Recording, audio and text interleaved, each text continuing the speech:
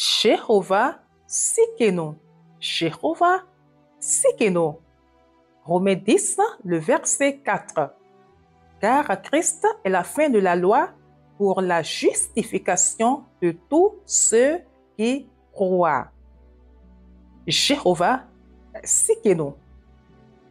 Jérémie 23, le verset 6 dit: En son temps, Juda sera sauvé.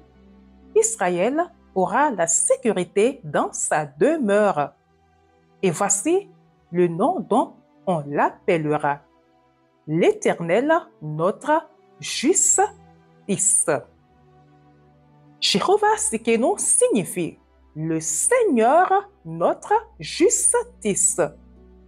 Toute notre justice vient de Dieu. Il est la source et la norme de la justice. Si vous n'êtes pas juste devant lui, alors vous n'êtes pas juste du tout. Le monde n'est pas norme, c'est le Seigneur. Une fois que vous êtes devenu un enfant de Dieu, il met son esprit en vous et commence à travailler en vous pour accomplir sa volonté parfaite. Philippiens 2, le verset 13. Il commence à vous guider et à vous montrer la bonne manière de faire les choses. Avant de donner ma vie à Christ et d'être sanctifié, mon cœur était si dur que je ne savais pas ce que c'était que de pleurer. Par exemple, j'étais le fils préféré de mon père biologique parce que j'étais son dernier fils et je l'aimais vraiment. Mais quand il est mort, je n'ai pas pleuré. Cependant, lorsque le Saint-Esprit est entré en moi, il a rendu mon cœur tendre. Il m'a enseigné comment mon cœur devrait être et la bonne façon de réagir face aux situations. Aujourd'hui, lorsque je vois des gens pleurer, les larmes commencent souvent à couler de mes yeux.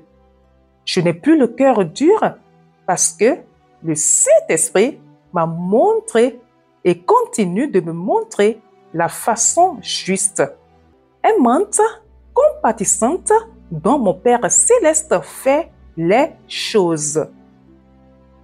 Connaître Dieu comme votre justice vous libérera d'essayer de lui plaire par votre pouvoir.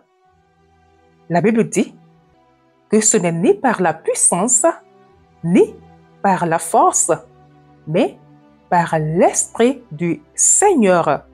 Zacharie 4, le verset 6. Notre Père est un bon Père. Il nous montre ses voies et nous donne son esprit pour nous aider à les suivre parfaitement.